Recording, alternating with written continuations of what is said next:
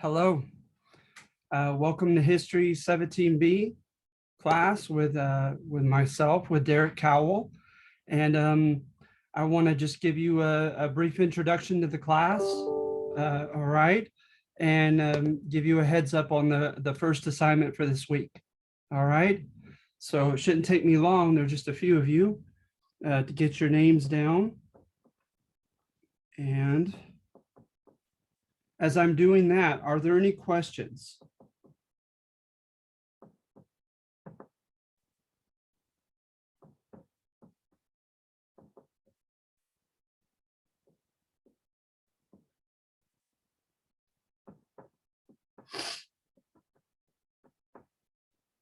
All right, 1, 2, 3, 4.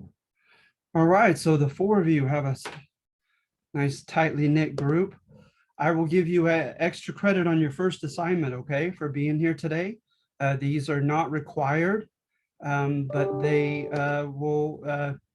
should be helpful supplementally, giving you context, like surrounding situation of everything. And also you can get extra credit, all right? And so I'm gonna share the page and just kind of go over historiography and class structure. All right. So in history, right, firstly, is I believe that it is limitedly subjective. I think that history is a bit argumentative. It's not, 2 + 2 is 4, and there's not much arguing it. With history, you have some component to it that is that's fraught with debate. All right. So, for instance, like the historians' MO, right? His modus operandi, how he goes about doing things. Firstly, right, is the historian is going to select facts. But to select some, right, he or she is also going to omit others, leave them out. So there's selection of facts. Then there is interpretation of facts or organization of facts. Then there's presentation.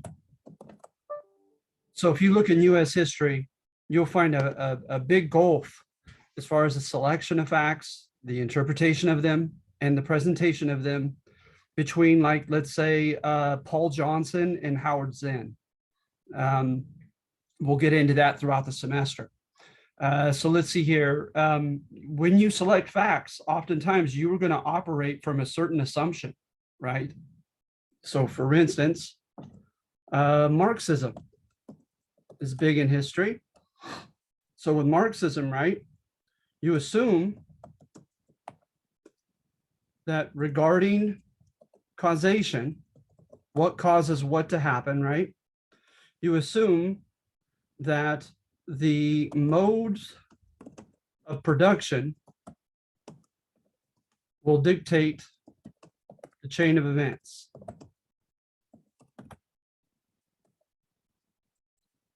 Right? What about culture, values, normative behavior, etc.? That all is somewhat downplayed, right? With Marxism. It also is going to assume that capitalism is rigged for the rich and is inherently parasitical, right?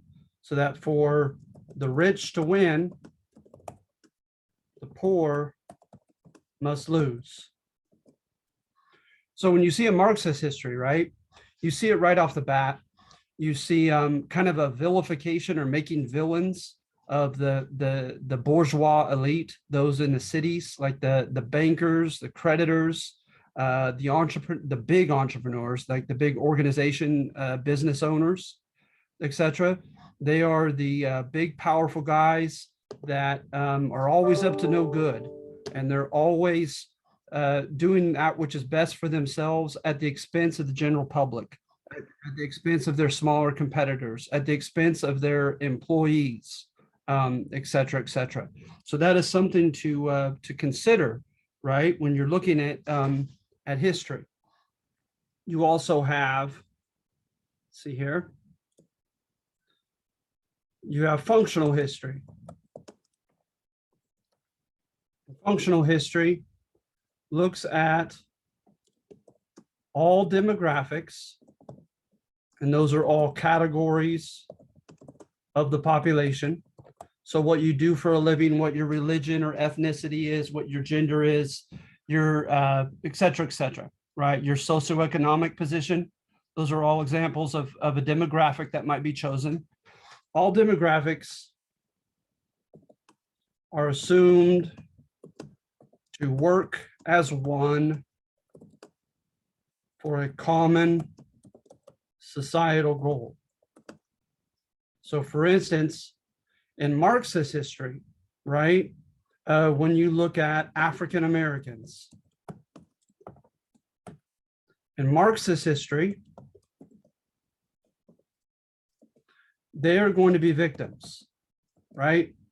And the Marxist historians are going to try to find data that shows that demonstrates that, and that elicits our indignation, our righteous anger, and our empathy for the African Americans, right? And with functionalist theory, it simply looks at the contributions of African Americans to culture, to economic modernization, or any type of economic trends, etc. And it doesn't so much as point fingers and make, you know, heroes and villains, etc. African Americans. Court history. Court history is like when an emperor, king, or queen asks a court scribe to write a history of him or her and of his or her kingdom. What do you think that selection, organization, and presentation of facts are going to look like? They're going to make that emperor look wonderful, right? They're going to justify everything that he or she has done, or extol or praise it. So with African Americans with court history, right, is they oftentimes gloss over the ugly facets of history, right? Because they want to praise, justify those who won. Now with winning, right? How do you win? For one, did you get to dictate what type of political system that we have? And you also get to run that political system. So the kind of the governing class, you might argue that they have historically won in any given country. Economically, same thing. Did you get to devise the economic system that we live under and operate under? And also, do you tend to reign? Do you tend to possess the lion's share of resources, of wealth, of land, of assets? Do you have your hands on the levers of the economy to dictate policy, etc.? If so, you may have arguably won economically. And then socially, do you get to dictate culture, values, normative behavior, etc.? Is that within your power? So at any rate, court history praises those who won politically, economically, socially. Marxist history makes villains of them, right? And functional history says, well, I'm not going to look at good guys and bad guys. I'm going to look at how everyone, all demographics have collaborated and done their part for the functioning of society, for it to function well. or not well for that matter. All right. So my class,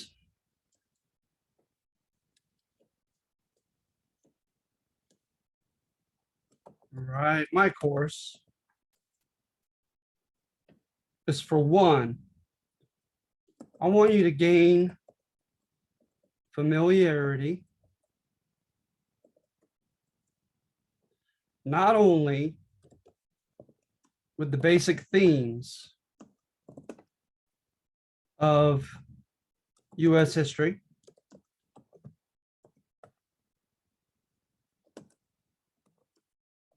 but also discourse or debate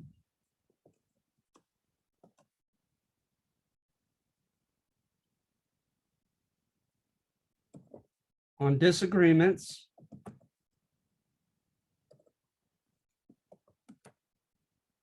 particularly concerning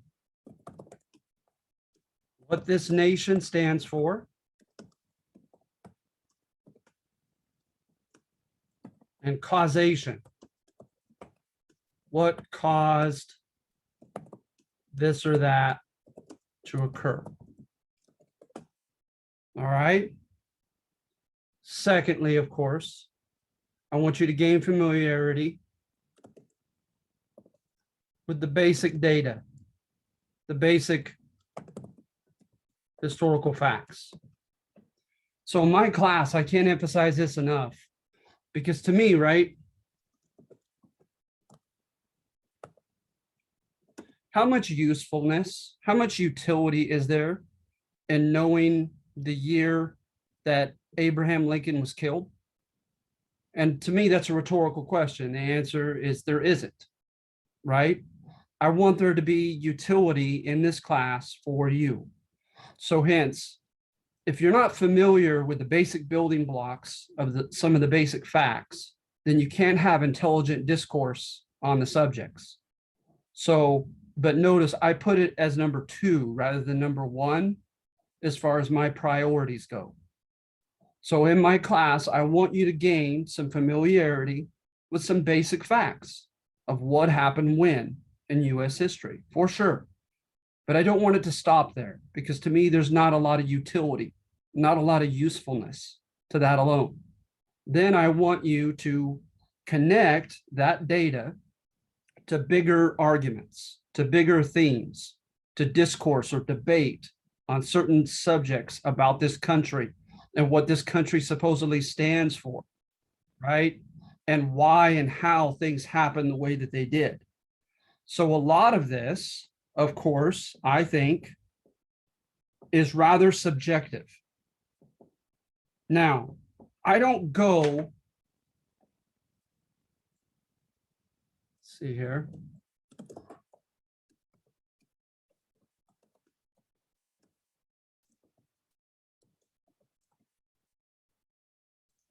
I think it's subjective, but not relative. With relativity, right? There is no right or wrong. Any guess, any theory is as good as another. And I don't go that far.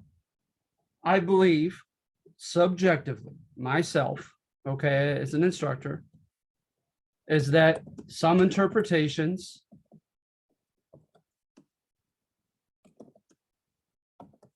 are more effectively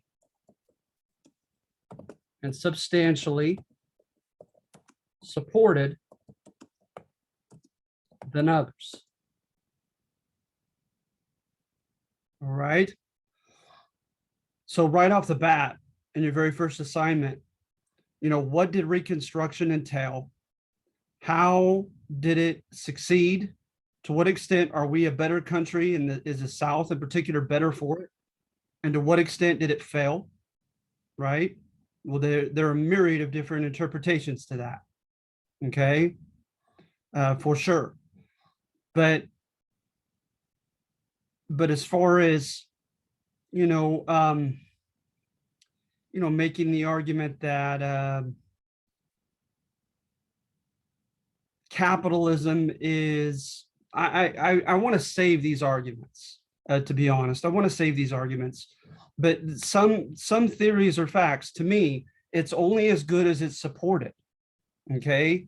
And to me, of course, the two broad categories of support are cited facts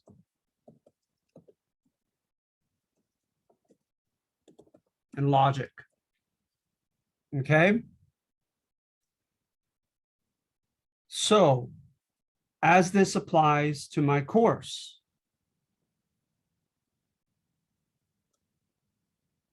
see here,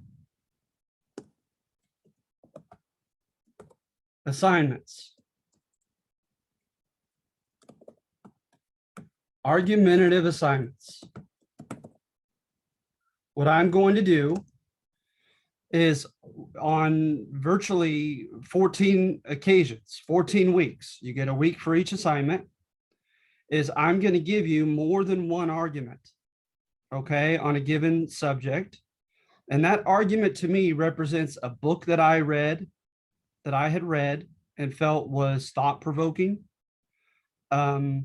or a professor that I had sat under that had a very, very opinionated lecture, okay, years ago.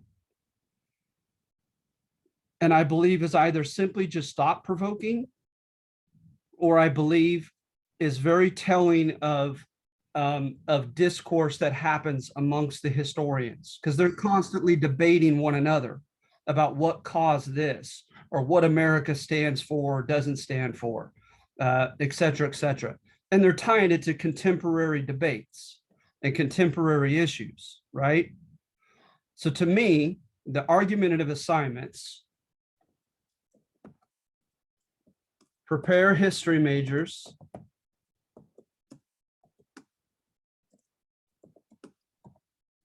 for upper division and postgraduate studies, because so much of that is contested, is subjective, is argumentative.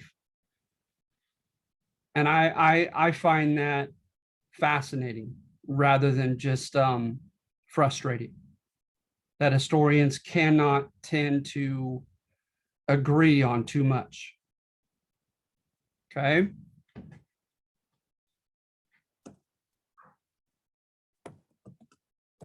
Make non-history majors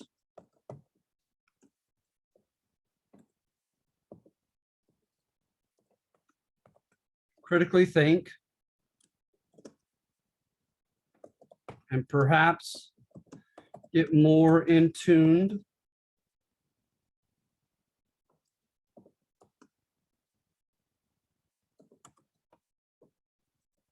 with contemporary political discourse. So I think a lot of the discourse that happens in the history books is tied thematically, tied to chains of events, through identity, to discourse today in the news pertaining to this country and this world. So therefore, I'm really big on my argumentative assignments. Therefore, you have 14 of them and only 3 tests and only 3 quizzes. Such as my estimation of that part of history, I think is deeper. I think it's a little less boring when it's argumentative. I think it's more useful to your life. And hence, virtually every week, 14 weeks, you'll be doing an argumentative assignment.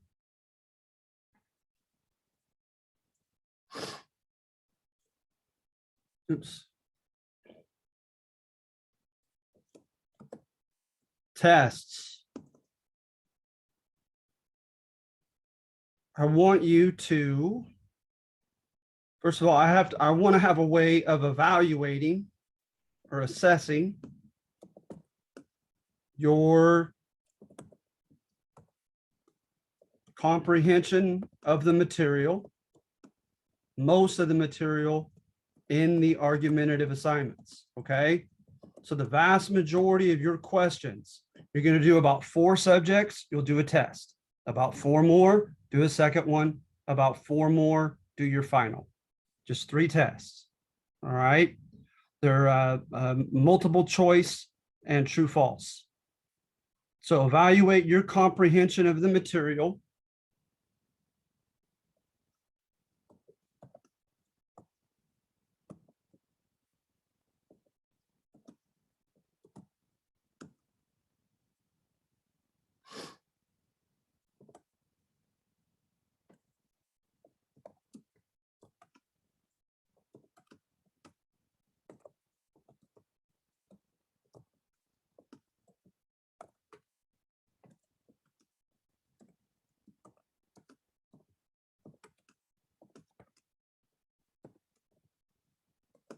And also, I apologize, I don't have it signed up with the bookstore, but I'm going to ask you to get a textbook on your own independently. I would recommend Amazon getting one used. You could get it much more cheaply. Okay. But I'm going to send very soon, probably this evening, an announcement on that, giving you the exact data you need to get the textbook. All right. But you'll have a few questions on each test that are straight from the textbook. But I'm not just going to ask you oftentimes, sometimes I do, but I'm not just going to ask you oftentimes about a factual question coming out of the textbook. I'm going to ask you more of an interpretive question as far as what the author tends to, where the author tends to lean in his interpretation, or what he seems to be significant in that chapter. All right. And that's the same thing, because that last part covers also the textbook quiz, textbook quizzes, and there will be 6 of them. So 3 tests, 6 textbook quizzes, and about 14 argumentative assignments, weekly ones.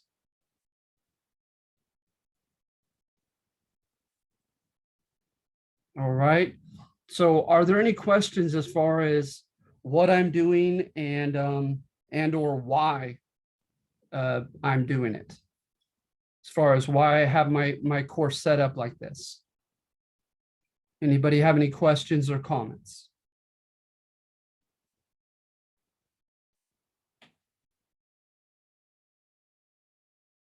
All right. So let's jump into the very first assignment then, okay? Let me share the page. You find reconstruction. So firstly, note what I have here is I want you to read sections 1 and 2 to give you context, because maybe for some of you, it's been a while since you've taken or yet to take 17A.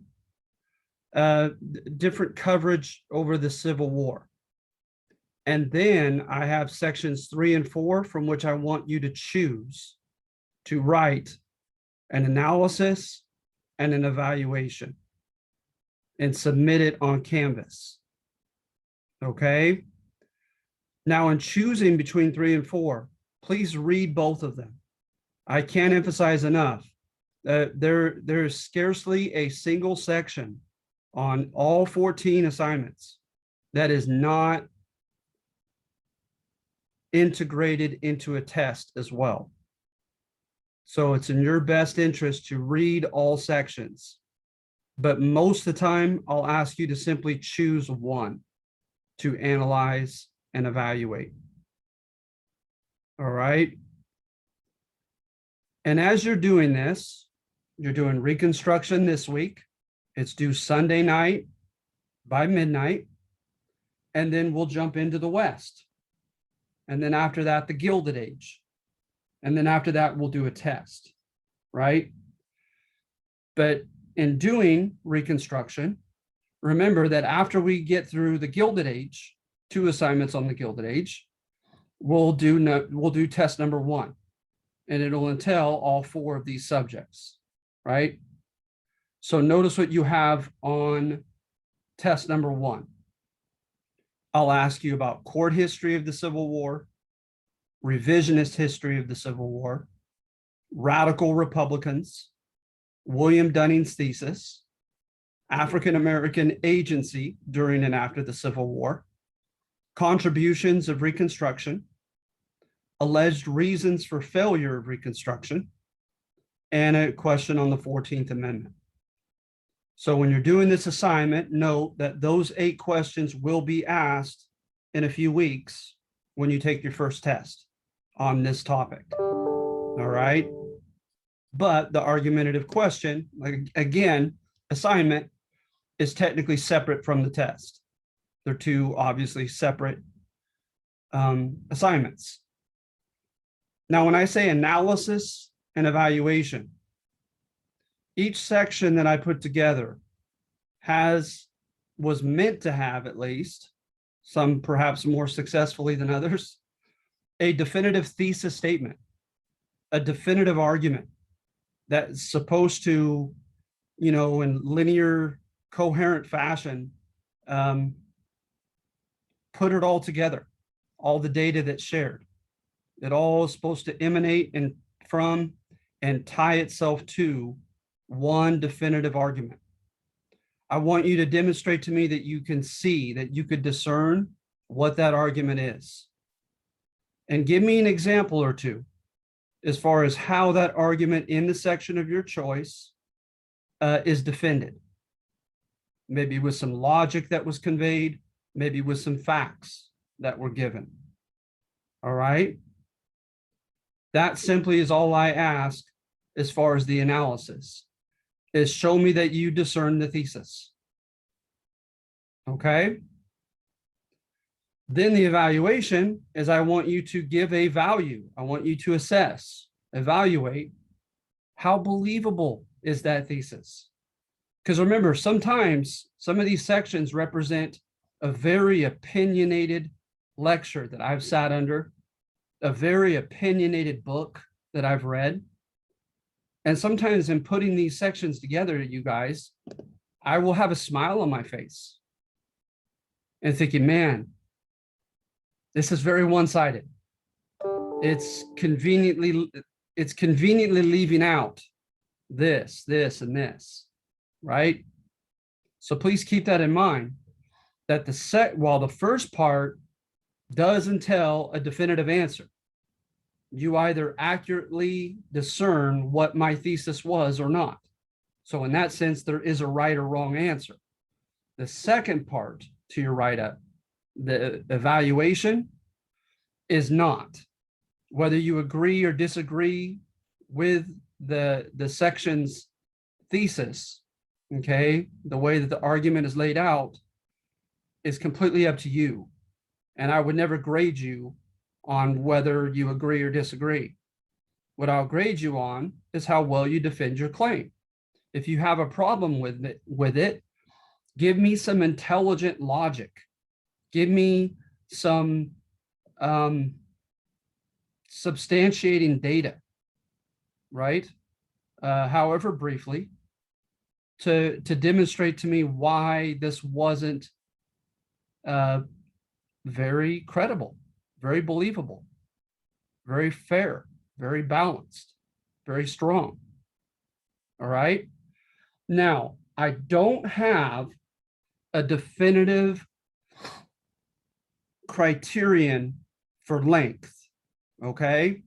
And some people are very adept at getting right to the point and hitting my criteria in a paragraph. And again, I want the exact thesis conveyed. I want an example of how it's defended. And I want an intelligent reason for which you do or do not believe it was a fair and complete and credible thesis. All right. But having said that, most of the time, when responses are not quite a half a page, oftentimes when I read them, I'm like, okay, it's good what they have, but they didn't really get the whole gist of what I was saying. They didn't show me much evidence of seeing how it was defended, right, etc. So just be mindful of that unless you're very skillful at putting in very dense, rich sentences and conveying a lot in a little bit of space, you may want to, if you have less than half a page, you may want to take a second look at it and make sure that it's pretty complete. All right. So I hope I explained myself well on that. I still am not so mechanistic that I'm expecting that I'm grading you on length. Okay. Because I want to grade you on quality. But oftentimes it just so happens to dovetail that many of them that don't seem to be, completely, I wouldn't even say accurate, because you could be accurate in a single sentence as far as what the section's thesis was, but aren't very complete and demonstrating the gist of that argument, tend to be a little bit short. And by all means, you don't have to go crazy. I'm not looking for 2 pages. All right. So number 1, you're going to find the old court history of a special, exceptional country that we supposedly live in which these great radical Republicans of this new party are heroic characters. They're idealistic. They want to improve the world. They're altruistic. They put the needs of others ahead of themselves, and they want to genuinely, charitably help out, for instance, African Americans in the South and help out their plight. And they fought a crusade in the Civil War to do such. They helped provoke it with their agitation, and they're proud of that fact because they were agitating against a great institutional injustice of slavery and of Black codes against the freed African Americans in the South. So many of us receive that history as children. Then you have praise for President Lincoln and his contributions to help out African Americans. And revisionist, revise simply means to change or challenge, right? So revisionist history challenges court history, the romantic view, and states, nah, I don't see it that way. So with revisionist history, you're going to have them question, impugn the boast of court historians that this constituted a moral crusade to end slavery, but that it was much more selfish than that. There was much more greed and partisanship in the parties, and et cetera, and lobbyist groups going for their own interest rather than a crusade to help out Black men and women. That there was racism alive and well in the North as well as there was in the South. That there was not a lot of evidence of enthusiasm amongst white soldiers to fight when the war began to increasingly appear to at least entail a fight to end slavery. That then the white North wasn't happy about that. A hesitance or reluctance to give guns to Black men and to trust them as soldiers. So you see a darker side on number 2, as far as what may or may not have happened and what the Civil War may or may not have been about. Now for 3 or 4, these are the 2 from which I ask that you choose amongst these latter 2. Okay. And I try to convey much on what I intended to be the thesis on the title. The federal government's zeal to change the South waned when the going got tough. So you'll find evidence, particularly when Lincoln was shot and new president Andrew Johnson implemented his own phase of reconstructing the South. Because remember, 11 states left, 11 and a half, government in exile of Missouri also. So, 11 to 12 states left the Union. Now they have to be reintegrated at the end of the Civil War back into the Union. And Congress passes the 13th Amendment, which ends slavery. How do they get the South to not only accept and collaborate with the end of slavery, but how do we get them to cope with the aftermath? Well, what happens next? Okay, they're freed, but you look at Rome, you look at the Netherlands, and many places in human history, they've had gradations of citizenship. They've had just vague freedom when slaves historically have been emancipated or freed, where they're basically free to engage in work and to earn a salary and to buy property. And that's about it. Then you have another degree of citizenship that entails all the protections thereof. So that if there's a crime committed against you, you could take someone to court and sue them for money, sue them for your property back, try to have them rectify a wrong that was done to you, etc. Right? So that's another level historically of citizenship that has or has not been granted to a certain demographic in a given society. And then, of course, you have the ultimate of political participation. If it's in a Republican form of government like ours, can they vote? Can they run for office and govern? And so that those are some of the things you have to consider, those gradations.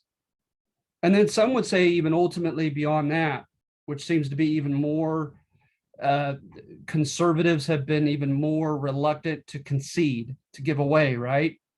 Is social equality, is allowing legally Black and white people to marry one another and have biracial children together, to live socially amongst one another, to integrate their schools and their churches, etc., and let Black and white socially, culturally live as one. So those are all things to think about, okay?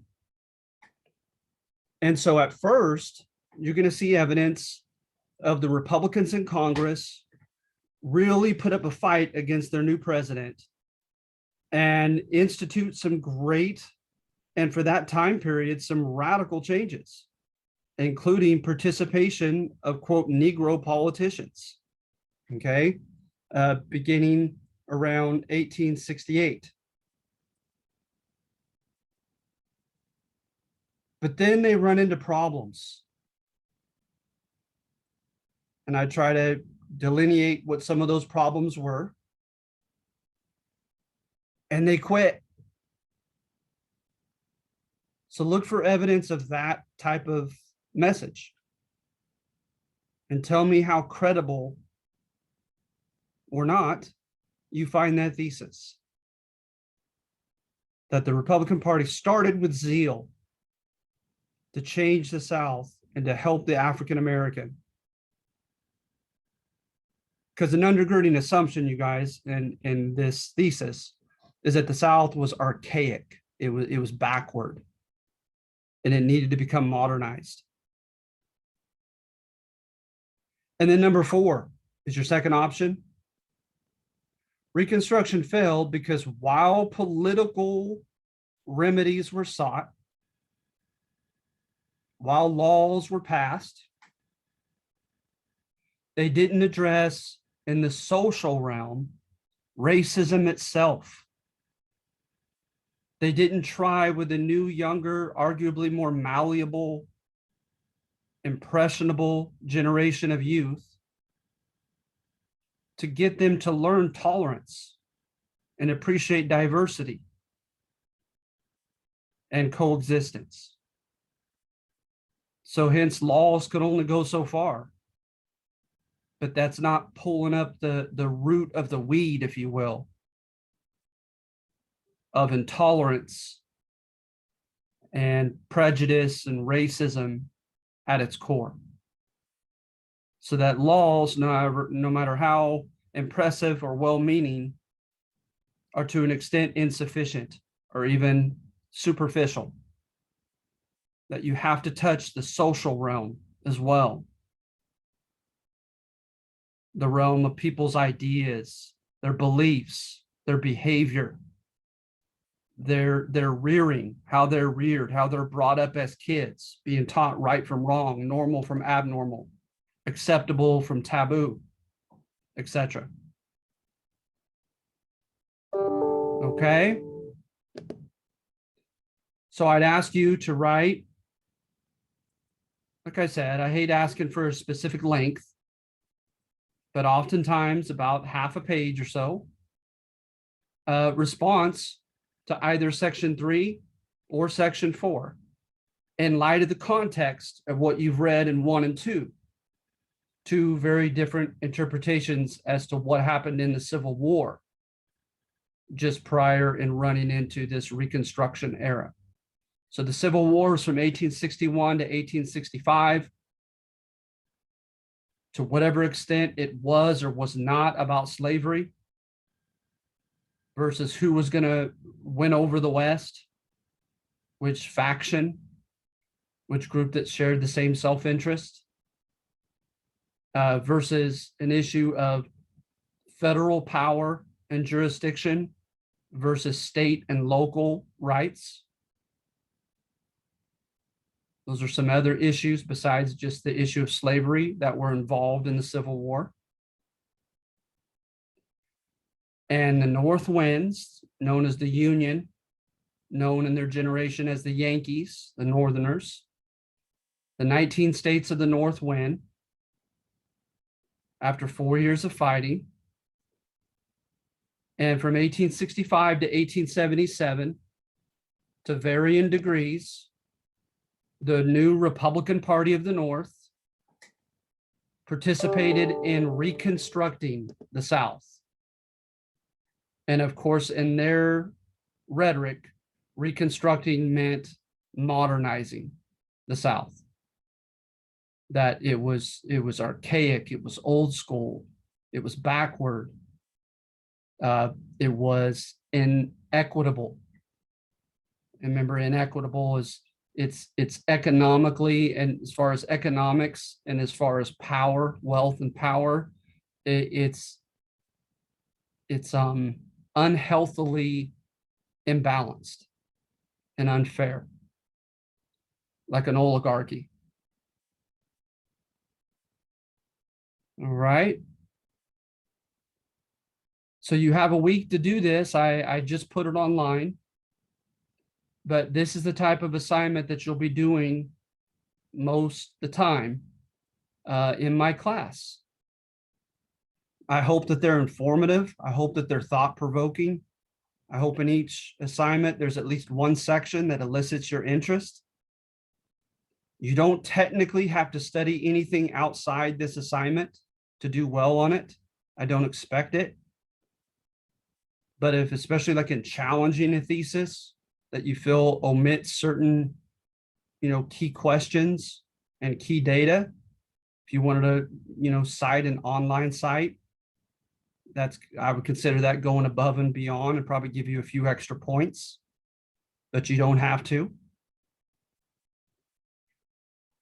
And I won't have the quizzes, nor make you take the textbook questions on the second and third tests for a while to give you ample time to get your book. And you don't technically need the book to do these assignments. Once you get it, by all means, as I did a moment ago, as I shared with you, gave you a preview of what pertains to this subject to the first test. I'd be happy to tell you also what chapters a given topic pertains to in the textbook. And the textbook just gives you good context, good surrounding situational data to help you be better informed as to what we're talking about, what's going on at that time, etc.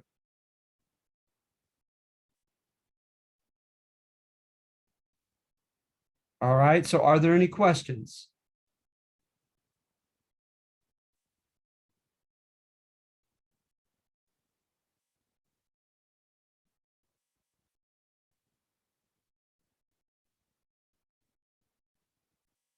These will become easy for you. You'll get accustomed to them and be able to very quickly and easily discern the thesis in each section.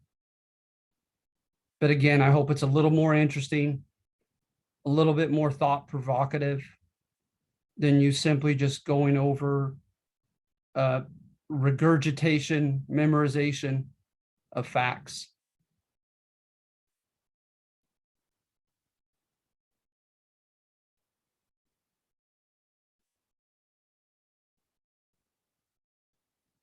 All right. So what we'll go ahead and do, like from the meetings.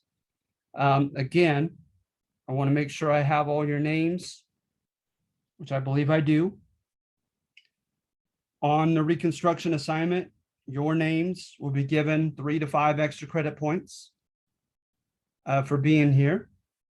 Hopefully it'll help give you context to do well on the assignment as well. It helps you in that endeavor.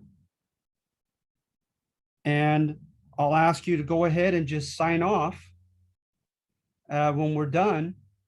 And anybody who'd like to speak with me, questions, any comments, anything that I need to be aware of with your situation at home, etc., perhaps as it's relevant to your ability to turn in an assignment. Just stay on, perhaps raise your hand, let everybody else come off, and I could talk to you at the end. And then when I post the Zoom video, I could cut that part off for your privacy if you like. Otherwise, Canvas message me. And speaking of which, with assignments, if an assignment is late, I usually take 10 points off, but I'll accept it. If at the end of the semester, you're turning in early work on an assignment, early assignments that have long, beyond a month been submitted, I'll take 20 off, but you could still possibly get 30 out of 50. And that's my way of demonstrating balance and trying to be gracious to get as many people as possible to pass the class, but also to be fair to those who are turning them in on time. All right. And I do reserve the right to make exceptions. If I had a criteria list, you would have to adhere to that list or I couldn't help you. So I don't have an exact list, honestly, for your sake, not mine. So that I've heard some crazy things, some situations in people's lives. So if you Canvas message me, convey a certain thing. I had just last semester a student that was in a war-ridden country and didn't have access to his or her computer for a while. So there exceptional situations arise. I'm aware of that, but you have to communicate with me, okay? So we know. And then also we have a census date. It's my job to drop no-shows. I'll get in trouble if I don't do them on time. So please turn in at least one of your first two, because it's right at the end of the second week. I have to drop no-shows. So turn in, submit, preferably on time, at least one of your first two assignments. Because if I get no Canvas message to tell me otherwise, and I have nothing submitted for assignments 1 or 2 at the end of the second Sunday, I have to drop you. All right, so keep that in mind as well. All right, so if you don't have any further questions, go ahead and sign off. It's nice to meet you. Look forward to the semester, and I know that if you just hang with it and show the discipline of coming weekly and staying on top of your stuff, you're going to do fine in my class. It's not that difficult.